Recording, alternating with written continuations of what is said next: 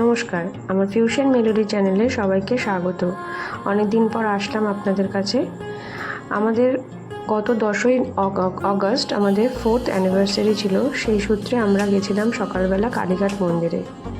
কালীঘাট মন্দিরের এতটা পরিবর্তন হয়েছে, মন্দিরটাকে চিনতেই পারলাম না প্রথম ঢুকে। সেই পুরনো জায়গাগুলো আর নেই। খুব ভিড় হয়েছিল।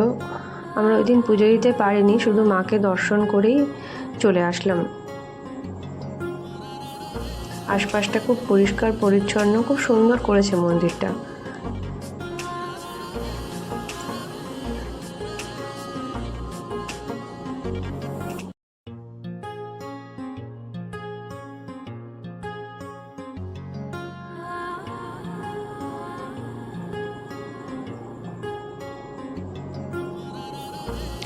সন্ধেবেলা আমরা কিছু ছোট একটু আয়োজন করেছিলাম। একটি কেক কাটা হয়েছিল, কারণ গতবারে আমরা কিছু করে উঠতে পারিনি। আমার বরের হাজব্যান্ডের খুব একটা অ্যাক্সিডেন্ট হয়েছিল, তার জন্য এবারে তাই খুব ছোট্ট করে একটা কেক কাটলাম